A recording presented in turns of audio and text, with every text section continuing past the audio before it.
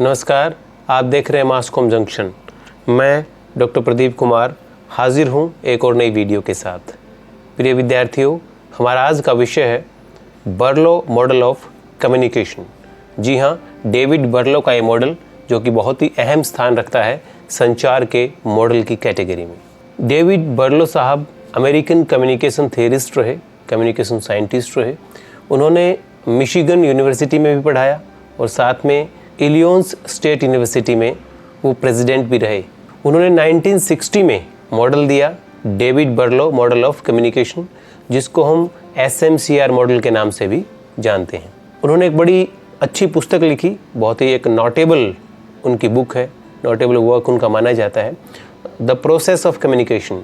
और उन्होंने इसी पुस्तक में इस मॉडल का जिक्र किया और डेविड बर्लो जी ने ही सबसे पहले जो कम्युनिकेशन एज अ प्रोसेस यानी संचार एक प्रक्रिया है, इसका जिक्र किया अपनी पुस्तक में। तो आज की इस वीडियो में हम डेविड बर्लो का जो मॉडल है उसके अलग अलग कंपोनेंट्स को समझने का प्रयास करेंगे। तो आइए एक नज़र डालते हैं बर्लो मॉडल के अलग अलग कंपोनेंट्स पे। तो जैसा कि हमने कहा, बर्लो मॉडल को SMCR मॉडल के नाम से भी जाना जाता है। सोर्स, मैसेज, चैनल और रिसीवर, इन कंपोनेंट्स को अहम जगह दी है, अहम स्थान दी है। साथ में इसके जो फैक्टर्स हैं, यानी सोर्स से जुड़े कई फैक्टर्स हैं, एलिमेंट्स हैं, मैसेज से जुड़े भी कई फैक्टर्स हैं, उनका भी जिक्र उन्होंने किया है, जिन पे हम एक एक करके यहाँ पे नज़र डालेंगे। तो सोर्स और रिसीवर, इन दोनों में कुछ ख़ास खूबियाँ होनी चाहिए, एक कॉमननेस होनी चाहिए, कुछ ऐसी क्वालिटीज़ होनी चाहिए एक सफल संचार के लिए, जिनका जिक्र हम सबसे पहले करेंगे। सबसे पहले आता है कम्युनिकेशन स्किल्स, यानी संचार कौशल।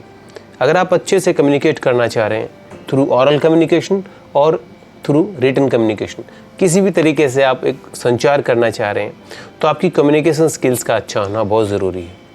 अगर आप पब्लिक स्पीकिंग की बात करते हैं तो आपका उच्चारण अच्छा होना चाहिए, आपकी भाषा पे अच्छी पकड़ होनी चाहिए, उसकी प्रस्तुति आपकी अच्छी हो, यानी संचार कौशल आपका बहुत अच्छा होना चाहिए। चाहे आप राइटिंग की फॉर्म में कम्युनिकेट करें या आप उसको स्पीकिंग की फॉर्म में करें। ठीक इसी तरह रिसीवर की कम्युनिकेशन स्किल्स का अच्छा होना बहुत ज़रूरी है उस मैसेज को रिसीव करने के लिए। फॉर एग्जांपल, एक बहुत अच्छा आर्टिकल एक राइटर ने लिखा और जिन लोगों के लिए लिखा वो उस लैंग्वेज को समझ नहीं पा रहे हैं, उसको डिकोड नहीं पा रहे हैं, लेकिन जिन लोगों के लिए वो आर्टिकल लिखा गया वो उसको डिकोड नहीं कर पा रहे हैं, समझ नहीं पा रहे हैं और वो लैंग्वेज उनके लिए बहुत मुश्किल है, तो वो मैसेज अच्छे से सफल तरीके से एक तरह से कन्वे नहीं हो पाएगा। इसलिए जो सोर्स है, यानी जो मैसेज देने वाला है, जो एनकोड करता है मैसेज को, और रिसीवर है जो डिकोड करता है, उनके संचार कौशल में जितनी समानता होगी उतना ही कम्युनिकेशन जो है सफल होगा, ये मानना है डेविड बर्लो जी का। Then attitude. एटीट्यूड मीन्स आपका रवैया, आपका इंटरेस्ट उस टॉपिक में। फॉर एग्जाम्पल, एक टीचर जब क्लास में कम्युनिकेट करता है, अपनी क्लास लेता है टीचर, तो टीचर का एटीट्यूड उस क्लास में अच्छा होना ज़रूरी है कि वो अच्छे तरीके से अपना लेक्चर प्रिपेयर करके जाए, उसको बढ़िया तरीके से प्रेजेंट करे। देन जब तक स्टूडेंट्स का एटीट्यूड पढ़ने का नहीं होगा, अगर एक टीचर बहुत कोशिश करता है लेकिन बच्चों का जो एटीट्यूड है बहुत नेगेटिव है, बहुत अलग तरह का उनका माइंडसेट है, तो आप उनको कभी अच्छे तरीके से नहीं पढ़ा पाएंगे, एक टीचर उनको नहीं पढ़ा पाएगा। बिकॉज उस क्लास को अच्छा बनाने के लिए, उस मैसेज को अच्छे से कन्वे करने के लिए, एक टीचर और स्टूडेंट दोनों का एटीट्यूड जब सेम होगा, टीचर पढ़ाना चाहे, बच्चे अगर पढ़ना चाहें, तब उसके रिजल्ट अच्छे होंगे और टीचर जो कहेगा उसका रिजल्ट अच्छा होगा, और जो भी वो कम्युनिकेट करेगा एज ए टीचर उसका रिजल्ट अच्छा आएगा और वो प्रोसेस सफल होगी संचार की। इसलिए जो कम्युनिकेटर है और जो रिसीवर है, उन दोनों का एटीट्यूड एक जैसा होना ज़रूरी है सफल संचार के लिए। देन नॉलेज, हम बात करते हैं नॉलेज की। फॉर एग्जाम्पल, अगर आप किसी विषय पर बात कर रहे हैं, जैसे मैं भारतीय राजनीति पर बात कर रहा हूँ, तो जिन बच्चों से मैं बात कर रहा हूँ या जिन लोगों से मैं बात कर रहा हूँ, ये ग्रुप ऑफ पीपल हो सकते हैं या एक सिंगल इंडिविजुअल पर्सन भी हो सकता है, तो जिस विषय में मैं बात कर रहा हूँ, मान लिया मुझे उस विषय की बहुत अच्छी नॉलेज है, लेकिन मेरे सामने जो है वो ग्रुप है या इंडिविजुअल है, उनको उस विषय की नॉलेज नहीं है, अगर है भी तो बहुत कम उनको नॉलेज है, तो वहाँ पे कम्युनिकेशन सक्सेसफुल होने में बहुत प्रॉब्लम आती है। तो बर्लो मॉडल में ये कहा गया है, डेविड बर्लो ने कहा है कि नॉलेज का जो लेवल है, जो ज्ञान का जो स्तर है, वो सोर्स और रिसीवर यानी जो एनकोडर और डिकोडर है उसका जितना अच्छा होगा कम्युनिकेशन उतना ही सफल होगा। देन सोशल सिस्टम और कल्चर यानी जिस सामाजिक व्यवस्था से आप बिलोंग करते हैं, जिस संस्कृति से आप आए हैं और वैसे ही संस्कृति के लोगों से आपको बात करनी है तो आप अच्छे तरीके से, प्रभावी तरीके से कहीं ना कहीं बात कर पाएंगे।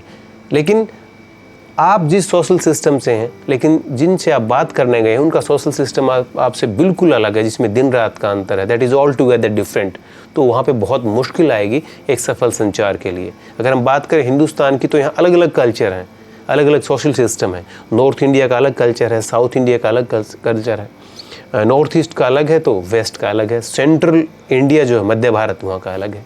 तो बड़ा मुश्किल होता है यहाँ पे एक राष्ट्रीय स्तर पर एक अच्छा कम्युनिकेटर बनने के लिए। आपको अलग अलग जो संस्कृति हैं, भाषाएं हैं, अलग अलग जो सिस्टम है, सामाजिक व्यवस्था है, उन सबको समझना पड़ता है उन सब लोगों के साथ इफ़ेक्टिवली कम्युनिकेट करने के लिए। और इसी तरह अगर आप कम्युनिकेटर हैं तो जो रिसीवर हैं उनको भी आपकी सामाजिक व्यवस्था को समझना पड़ता है। यानी सोर्स के लिए रिसीवर के सामाजिक व्यवस्था को जानना और रिसीवर के लिए सोर्स की जो सामाजिक व्यवस्था है, जो कल्चर है, उनको जानना बहुत ज़रूरी है।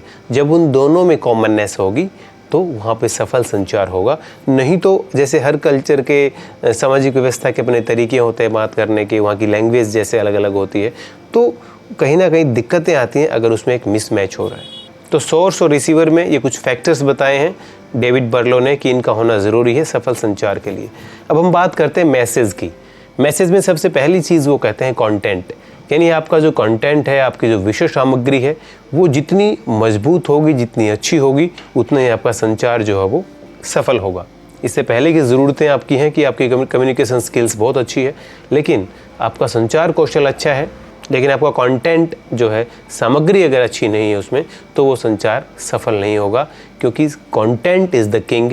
और कंटेंट अच्छा है और शायद इसी वजह से हम अगर बात करें फिल्मी गानों की, फिल्मी गीतों की, तो आज से जो 50-60 साल पहले जो गाने लिखे गए, जिनको म्यूज़िक दिया गया, शायद उनका जो कंटेंट है वो अच्छा है। और आज भी एनकोड किसने किया? जिन्होंने लिरिक्स लिखे, जिन्होंने उनको गाया, लेकिन हम एज अ रिसीवर आज भी उनको अच्छे से एंजॉय कर पाते हैं बिकॉज कंटेंट बहुत अच्छा था उनका।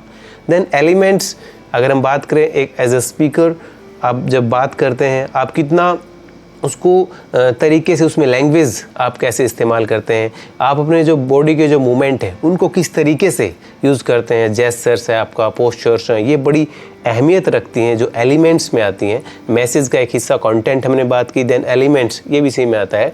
डेविड बर्लो साहब कहते हैं कि किसी मैसेज को कन्वे करते वक्त आप किस तरीके से उसको प्रेजेंट करते हैं, किस तरीके से आपका gestures, postures, eye contact, body movement आपका कैसे होता है, ये भी कम्युनिकेशन को इफेक्टिव बनाने में काफ़ी हद तक सहायक होता है। ट्रीटमेंट का संबंध यहाँ एक तरह से पैकेजिंग से है कि आप अपनी बात को कितने अच्छे तरीके से रखते हैं।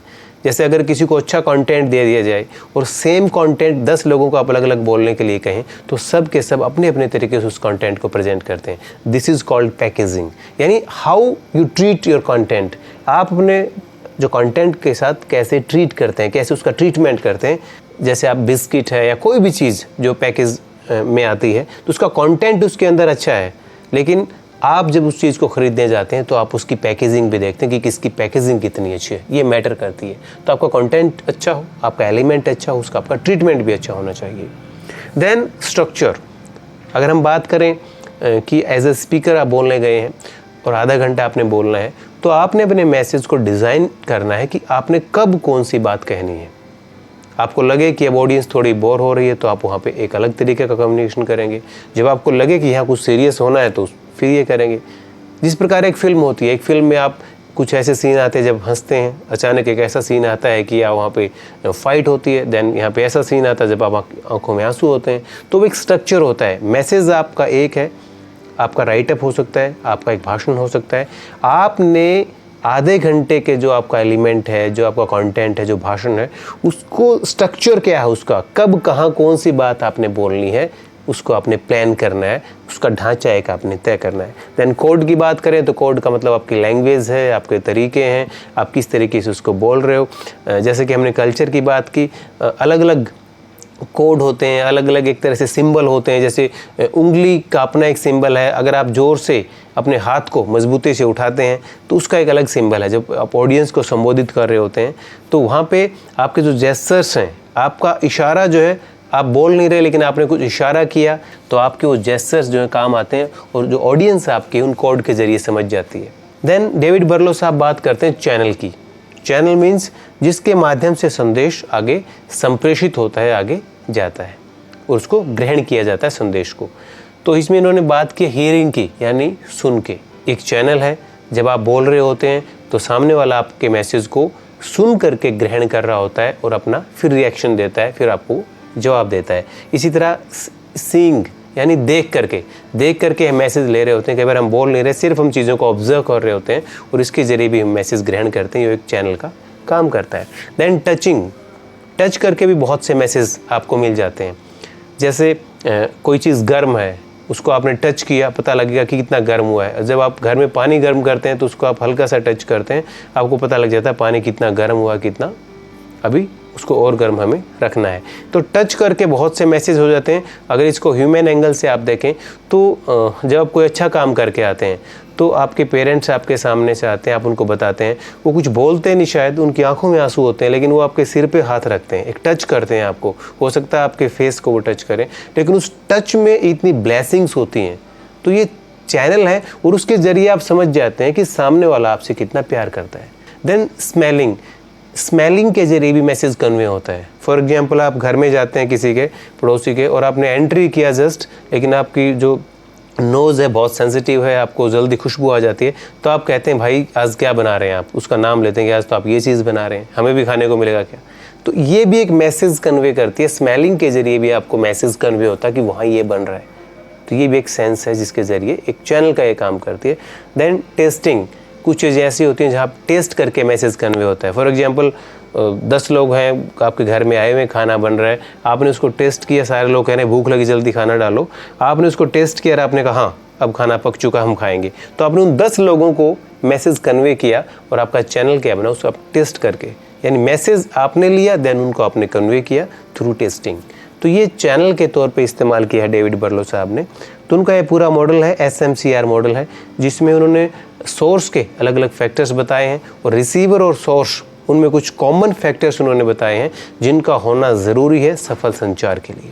अब हम बात करते हैं कि डेविड बर्लो का जो मॉडल है उसमें मेरिट्स और डिमेरिट्स या किस तरह से क्रिटिसिज्म उनका हुआ है उस पर हम चर्चा कर लेते हैं। अगर हम मेरिट्स की बात करें तो जो जितने भी एलिमेंट्स हैं कम्युनिकेशन प्रोसेस के, जितने भी एलिमेंट्स हैं SMCR में उन्होंने जितना दिखाया है उन सबको सिस्टमेटिकली एक्सप्लेन किया है, कॉम्प्रीहेंसिवली उन्होंने एक्सप्लेन किया है, बड़े अच्छे तरीके से उनकी व्याख्या की है और दिखाता है कि उन्होंने डीप स्टडीज़ के लिए किया है। देन संचार की जो प्रक्रिया है उसको व्यापक तरीके से कॉम्प्रीहेंसिवली प्रस्तुत करती है कि किस प्रकार जो है सेंडर अपना मैसेज तैयार करता है, सोर्स अपना मैसेज तैयार करता है, एनकोड करता है, देन वो उसको अलग अलग तरीके से, चाहे उसकी कंटेंट की हम बात करें, ट्रीटमेंट की हम बात करें, पैकेजिंग की हम बात करें, और एक अलग अलग चैनल के जरिए रिसीवर तक पहुंचाता है। तो जो प्रोसेस है उस पर काफ़ी काम किया गया है। देन जो ये मॉडल है वो आसान तरीके से, बिल्कुल एक आसान तरीके से, बिल्कुल भी इसमें जैसा कहा जाता है कि संचार जो सिंपल तरीके से होना चाहिए, तो बिल्कुल भी किसी भी तरह की कॉम्प्लिकेशंस यहाँ पे नज़र नहीं आती और बिल्कुल आसान स्टेप के ज़रिए इस सारी संचार की प्रक्रिया को समझाया गया है डेविड बर्लो मॉडल में। डिमेरिट्स की अगर हम बात करें तो कुछ थोड़े से अवगुण भी हमें इसमें नज़र आते हैं। तो पहली जो डिमेरिट की अगर हम बात करें तो इन्होंने कहा है सोर्स और जो रिसीवर है, एनकोडर और जो डिकोडर है, उसमें जो कम्युनिकेशन स्किल्स हैं वो बराबर हो, नॉलेज लेवल बराबर होना चाहिए, कल्चर, सोशल सिस्टम, तो ऐसा बहुत कम होता है, रेयरली ऐसा होता है, बहुत कम ऐसा होता है। और कभी भी जो दो लोग हैं, जो सोर्स है या एनकोडर है, वो उनमें कई तरह के बैरियर होते हैं, वो कभी भी एक स्तर पे नहीं हो सकते, ऐसा बहुत रेयर होता है कि उनका स्तर जो है वो एक हो, कहीं ना कहीं इनका स्तर जो अलग होता है। इसलिए जो प्रैक्टिकली जो है ये पॉसिबल नहीं है कि आपका जो सोर्स है, एनकोडर है, डिकोडर है, उनमें सिमिलैरिटी हो या कॉमननेस उसमें इतनी हो जितनी कि इसमें बताई गई है। Then this model does not talk about noise, जैसा कि हमने कहा, समानताएं नहीं होती हैं, कई तरह के बैरियर होते हैं, सिमेंटिक बैरियर हो सकते हैं, लैंग्वेज के बैरियर हो सकते हैं, लेकिन जो इस मॉडल में नॉइस और फीडबैक की चर्चा नहीं की गई है। देन जो ये मॉडल है ये किसी एक पर्टिकुलर टाइप ऑफ कम्युनिकेशन की बात नहीं करता है। जिस प्रकार जो एरिस्टोटल का मॉडल है वो पब्लिक कम्युनिकेशन के लिए एक तरह से मुफीद है, एप्रोप्रिएट है, सूटेबल है। सर्कुलर मॉडल है, एनकोडिंग डिकोडिंग की बात करता है। लेकिन ये जो मॉडल है ये इंटरपर्सनल कम्युनिकेशन के लिए भी हो सकता है, ग्रुप कम्युनिकेशन के लिए भी हो सकता है और पब्लिक कम्युनिकेशन के लिए भी हो सकता है, तो मास कम्युनिकेशन के लिए भी हो सकता है। तो किसी एक पर्टिकुलर टाइप के लिए मॉडल नहीं बनाया, जबकि ये कॉम्प्रिहेंसिवली अलग अलग टाइप्स के जो कम्युनिकेशन के जो टाइप्स हैं उनको कवर करता है। तो प्रिय विद्यार्थियों, आज हमने समझने का प्रयास किया डेविड बर्लो मॉडल ऑफ कम्युनिकेशन के अलग अलग कंपोनेंट्स को और इस मॉडल की अहमियत क्या है संचार के क्षेत्र में या कम्युनिकेशन मॉडल्स के क्षेत्र में, उसको हमने समझने का प्रयास किया। इसी के साथ अब हम आपसे विदा लेते हैं। जल्द हाजिर होंगे एक और नई वीडियो के साथ। आप देखते रहिए मास कॉम जंक्शन। धन्यवाद।